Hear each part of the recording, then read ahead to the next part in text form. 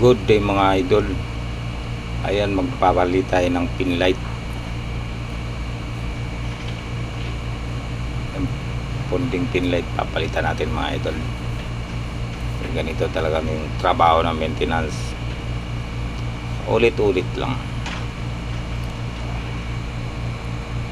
Ayan, napaklas ko na yung pundi. Papalitan natin ng bago yan.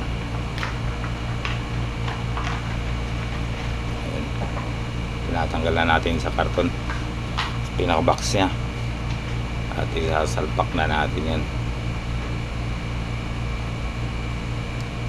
Sa mga nakakaluwag-luwag yan idol, pa-subscribe naman po, malaking tulong na po sa akin yan, or like. Thank you mga idol, thank you. Yan idol, okay na. Liligpit na natin yung hagdan natin. Thank you for watching mga idol.